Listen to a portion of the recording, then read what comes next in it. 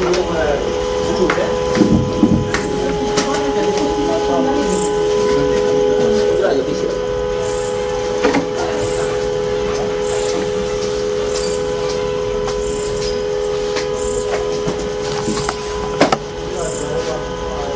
भी नहीं चला हुआ ये लाइट बंद करो ले रहे हैं कर रहे हैं क्या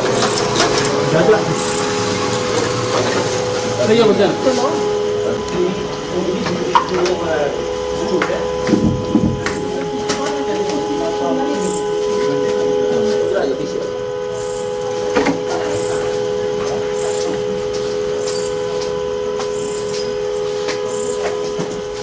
தற்போதைய அண்மை நிலவரத்தை பார்க்கிறோம். பாகிஸ்தானின் 3 போர் விமானங்களை இந்தியா சுட்டு வீழ்த்தி இருக்கிறது. உச்சகட்ட பதற்ற நிலை என்பது எல்லைப் பகுதிகளில் தொடர்கிறது.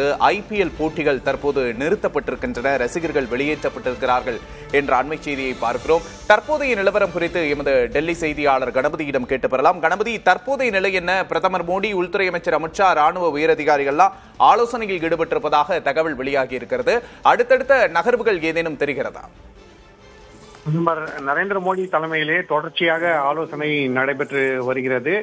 இதிலே மூத்த அமைச்சர்கள் மற்றும் தேசிய பாதுகாப்பு செயலர் அஜித் தோவல் தவிர பல்வேறு மூத்த அதிகாரிகளும் கலந்து கொள்கிறார்கள். ஆலோசனையில் ஈடுபட்டிருப்பவர்கள் தொடர்ச்சியாக தொலைபேசி மூலமாகவும் முப்படைகளை சேர்ந்தவர்களுடன் கலந்து ஆலோசித்துக் கொண்டிருக்கிறார்கள். தேசிய பாதுகாப்பு செயலர் அஜித் தோவல் பிரதமர் இல்லத்திலேயே இருக்கிறார். அங்கிருந்தபடியே அவரும் பிரதமர் நரேந்திர மோடியும் ஆலோசனைகளின் அடிப்படையிலே தொடர்ச்சியாக ராணுவ தளபதி, விமானப்படை தளபதி, கப்பற்படை தளபதி ஆகியோருடன் அவ்வப்போது தொடர்பு கொண்டு பேசிக் கொண்டிருக்கிறார்கள். இதை தவிர பல்வேறு மூத்த அதிகாரிகளும் பிரதமர் அலுவலகத்துக்கு வரும்படி தெரிவிக்கப்பட்டிருக்கிறது. அங்கிருந்தபடியே இன்று தொடர்ச்சியாக ஆலோசனைகள் நடைபெறும் என அதிகாரிகள் தெரிவித்திருக்கிறார்கள். தற்போது வந்துள்ள தகவல் படி ஏற்கனவே 3 விமானங்கள் சுட்டு வீழ்த்தப்பட்டன என்ற சொல்லப்பட்ட நிலையிலே தற்போது அதிலே 2 பாகிஸ்தான் போர் விமானங்கள் என்றும் 1 ட்ரோன் விமானம் என்றும் சொல்லப்பட்டிருக்கிறது. ஆகவே ட்ரோன் என்பது ஆள் இல்லாத விமானம் என்பதால் ஒரு பாகிஸ்தான் F-16 விமானம் மற்றும் இன்னொன்று பாகிஸ்தான் விமானப்படையை சேர்ந்த JK-17 விமானம் எனவும் சொல்லப்பட்டிருக்கிறது. ஆகவே 2 பாகிஸ்தான் போர் விமானங்கள் சுட்டு வீழ்த்தப்பட்டிருக்கின்றன, ட்ரோன்கள் சுட்டு வீழ்த்தப்பட்டிருக்கின்றன. பல்வேறு ஏவுகணைகள் இந்தியாவை நோக்கி தாக்கப்பட்டவை வானிலேயே தகர்க்கப்பட்டிருக்கின்றன. இதனால் 2 பக்கங்களிலுமே தற்போது கடும் பதட்டம் நிலவுகிறது. இத்தகைய சூழ்நிலையில் அமெரிக்க வெளியுறவுத்துறை செயலாளர் மார்க்கோ ரூபியோ இந்தியா மற்றும் பாகிஸ்தான் ஆகிய 2 நாடுகளையும் தொடர்பு கொண்டு பிரச்சனையை இன்னும் அதிகரிக்க கூடாது, பதட்டத்தை மேலும் அதிகரிக்க கூடாது, படிப்படியாக நிலைமையை கட்டுக்குள் கொண்டு வர முயற்சி செய்ய வேண்டும், பேச்சுவார்த்தை மூலம் பிரச்சனைகளை தீர்க்க வேண்டும், போர் சூழலை தவிர்க்க வேண்டும் என வலியுறுத்தி இருக்கிறார். அவர் வெளியுறவுத்துறை அமைச்சர் ஜெய்சங்கருடன் தொலைபேசி மூலமாக பேசி இந்த தகவலை தெரிவித்திருக்கிறார். பாகிஸ்தான் அரசுடனும் தொடர்பு கொண்டு பேசி இருப்பதாகவும் பாகிஸ்தான் தொடர்ச்சியாக பதட்டத்தை அதிகரிக்கக்கூடிய நடவடிக்கைகளிலே ஈடுபடக்கூடாது என தெரிவித்திருப்பதாகவும் தற்போது அவர் ஜெய்சங்கருக்கு தெரிவித்திருக்கிறார். இப்படிப்பட்ட சூழ்நிலையிலே அமெரிக்கா தவிர பிரிட்டன் உள்ளிட்ட பல்வேறு நாடுகளும் பிரச்சனையை அதிகரிக்க கூடாது, பேச்சுவார்த்தை மூலம் தீர்க்கப்பட வேண்டும் என வலியுறுத்தி வருகின்றன. ஆகவே அடுத்த கட்டமாக பல்வேறு நாடுகளைச் சேர்ந்தவர்கள் பாகிஸ்தான் மற்றும் இந்தியாவை சேர்ந்த வெளியுறவுத்துறை அமைச்சர்கள் மற்றும் வெளிநாட்டு தூதர்கள் ஆகியோரை தொடர்பு கொண்டு பேசுவார்கள் என எதிர்பார்க்கலாம். ஆனால் தற்போதைக்கு நிலைமை மேலும் மேலும் பதட்டம் அதிகரித்துக் கொண்டிருக்கிறது என்ற சூழலே நிலவுகிறது. ஏனென்றால் பாகிஸ்தான் நேற்று இரவு தாக்குதல் நடத்தியது மட்டுமல்லாமல் இன்று இரவும் தொடர்ச்சியாக தாக்குதல் நடத்த முயற்சி செய்கிறது. ஸ்வாம் ஆஃப் ட்ரோன்ஸ் என்று சொல்லப்படும் பல ட்ரோன் விமானங்களை ஒரே சேர அனுப்புவது போன்ற முயற்சிகளில் கூட பாகிஸ்தான் ஈடுபட்டிருக்கிறது என தெரிவிக்கப்பட்டிருக்கிறது. நல்வாய்ப்பாக இந்த முயற்சிகளிலே பெரும்பாலானவை இந்திய பாதுகாப்பு கேடயத்தால் முறியடிக்கப்பட்டிருக்கின்றன. S-400 தொழில்நுட்பம் மூலமாக பாகிஸ்தான் தாக்குதல் நடத்திய ட்ரோன் விமானங்கள் மற்றும் ஏவுகணைகள் முறியடிக்கப்பட்டிருக்கின்றன, வானிலேயே தகர்க்கப்பட்டிருக்கின்றன. அதே சமயத்திலே 2 பாகிஸ்தான் போர் விமானங்களும் சுட்டு வீழ்த்தப்பட்டிருக்கின்றன.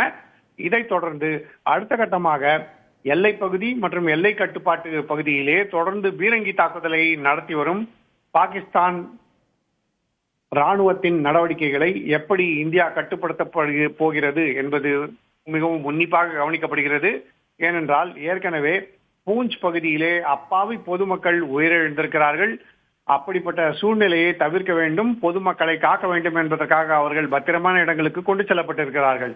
இப்படிப்பட்ட படுகொலையில் ஈடுபட்ட பாகிஸ்தான் ராணுவத்துக்கு பதிலடி கொடுக்க வேண்டும் என்கிற வலியுறுத்தல் இந்திய ராணுவத்திடம் இருப்பதையும் பார்க்க முடிகிறது. ஆகவே அடுத்த கட்டமாக பாகிஸ்தான் நிலைகள் மீது தாக்குதல் நடத்தப்படுவதற்கான வாய்ப்பும் இருக்கிறது.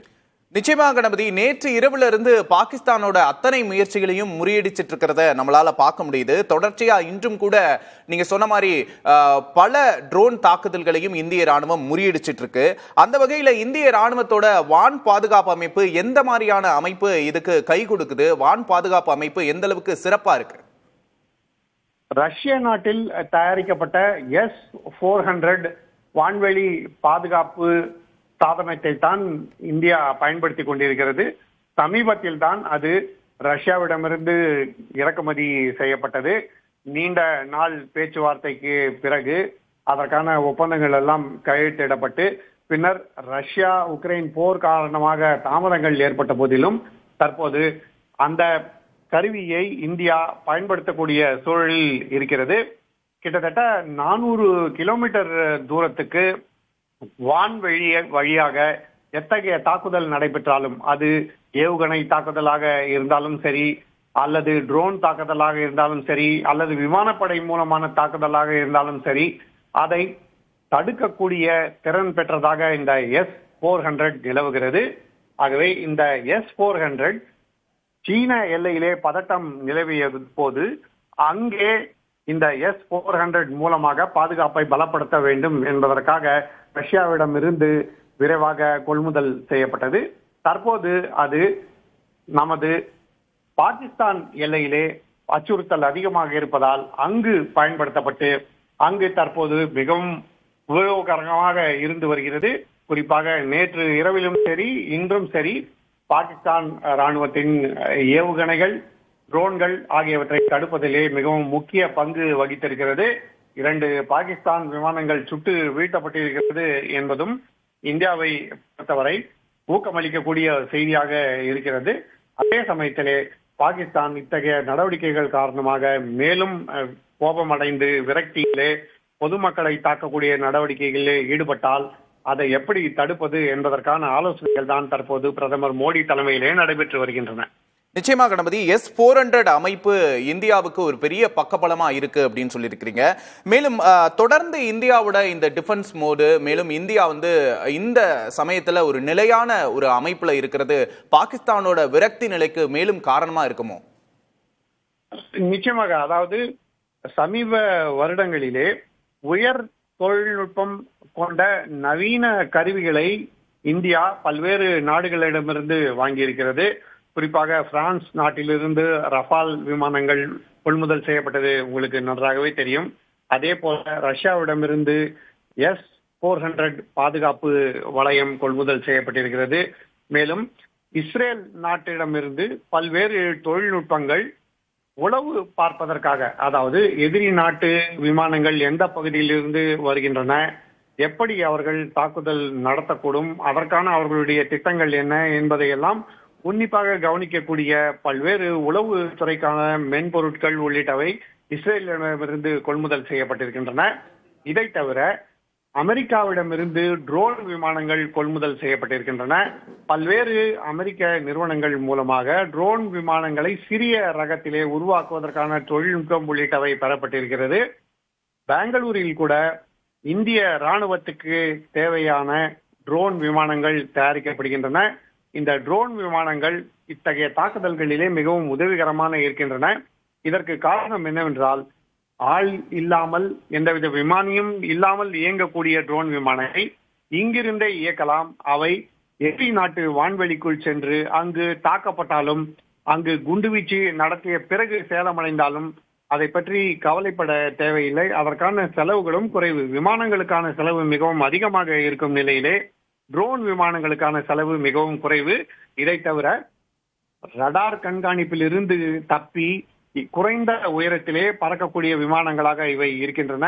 மின் சக்தியிலே பேட்டரிகள் மூலம் இயங்குவதால் இவற்றை கண்டுபிடிப்பதும் அவ்வளவு சுலபம் அல்ல. அத்தகைய ட்ரோன் விமானங்களையும் இந்தியா தாக்குதலிலே பயன்படுத்தி இருக்கிறது. முதலிலே தீவிரவாத முகாம்கள் மீது குண்டுவீச்சு தாக்குவது மற்றும் இன்று லாகோர் மற்றும் ராவல்பிண்டி உள்ளிட்ட இடங்களிலே பெரும் பாதிப்பை ஏற்படுத்தியிருப்பது ஆகியவை இத்தகைய ட்ரோன் விமானங்கள் தான். இந்திய விமானப்படையின் விமானங்கள் இதுவரை பாகிஸ்தான் வான்வெளிக்குள் நுழையவே இல்லை என்பதுதான் சிறப்பாக இருக்கிறது. அத்தகைய நடவடிக்கைகளை தற்போது ட்ரோன் விமானங்களே இந்திய ராணுவத்துக்காக செய்து வருகின்றன. ஆகவேதான் இத்தகைய புதிய தொழில்நுட்பங்கள் காரணமாக பாகிஸ்தானின் பல்வேறு முயற்சிகள் தொடர்ச்சியாக முறியடிக்கப்பட்டு வருகின்றன. இந்தியா ட்ரோன்களை பயன்படுத்தியே மிகப்பெரிய சாதனைகளை நிகழ்த்தி கொண்டிருக்கிறது. இன்னும் இந்தியாவின் விமானங்கள் இன்னும் பாகிஸ்தான் எல்லைக்குள்ளேயே நுழையவில்லை என்ற தகவலையும் சொன்னீங்க. தற்போதைய தகவல்களுக்கு நன்றி கணபதி.